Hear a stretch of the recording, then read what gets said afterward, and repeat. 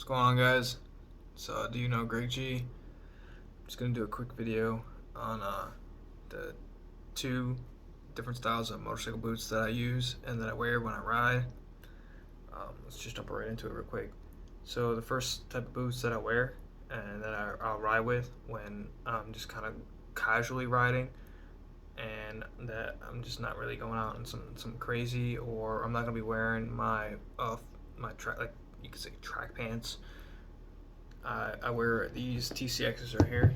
I don't remember the name of them, um, like what model is, but if you take a good look at them, I mean, you can probably find them. I got these from Revzilla for about $140. I want to say about a little over 2 years ago, and I have put a lot of time into, and basically, like I'm gonna say, you don't want to say mileage, but I've worn these boots a lot, and you can definitely tell. I mean, these things they've been through the rain, they've been through, believe it or not, they've been through snow.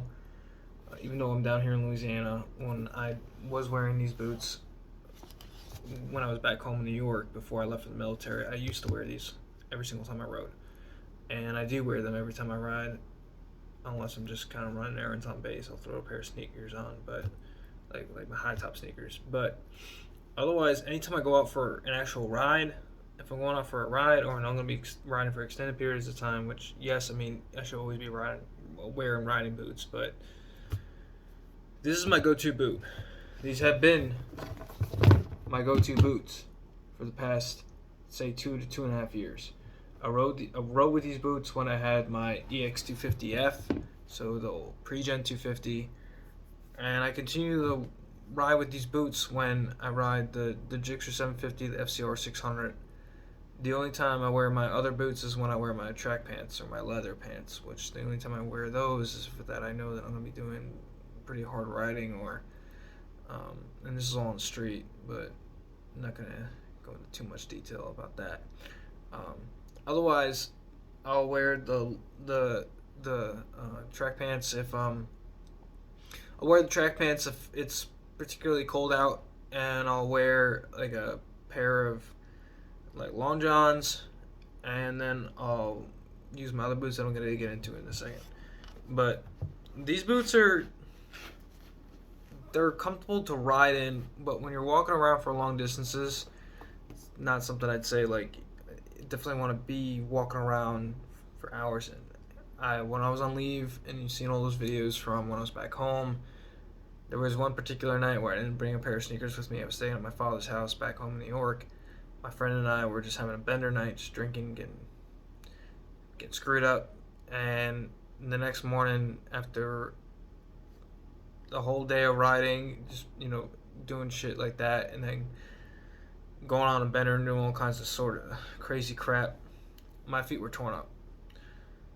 And it could have been I just had my boots tight enough, but I was wearing these for, I would say, about 14 hours, and that's all I had on my feet for 14 hours was these boots, and it tore them up. But I wouldn't necessarily take that as like, oh, well, they're crap boots. Well, you gotta keep in mind, I don't normally wear these kind of boots, and my feet aren't used to them.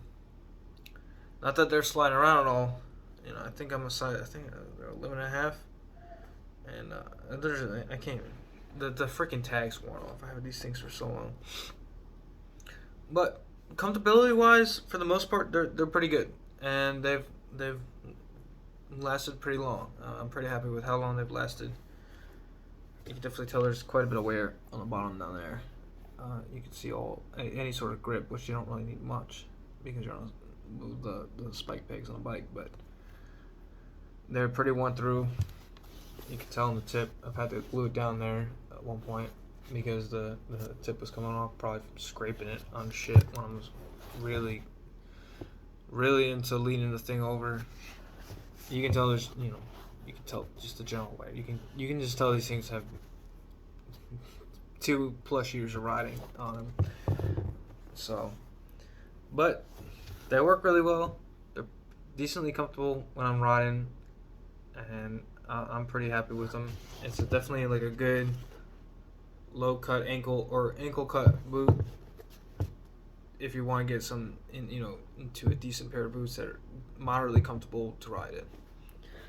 So these are the boots I've been wearing for like 2+ years, and I probably will continue to ride them until they deteriorate.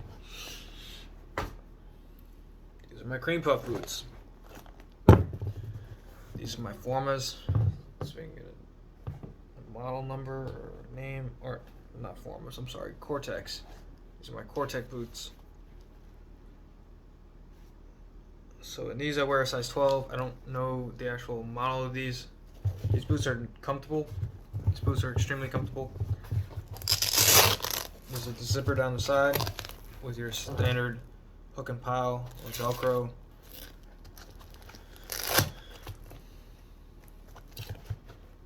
The inner sole is very thin, and you cannot remove it. Yeah. Hold on. No, you can remove the inner sole. Okay. The inner sole actually, yeah, it's very thin. Thought you couldn't. You can remove the inner sole if you have foot problems. I have flat feet. If you need to, if you're gonna be walking around in something like this, not that you probably are. There's much less tread wear or wear on this boot because I don't wear it very often. I only wear it when I need to wear it with my my track pants. The only gripe I have about these boots is how big the damn toe box is. It's huge, and it is very cumbersome to get underneath the shifter.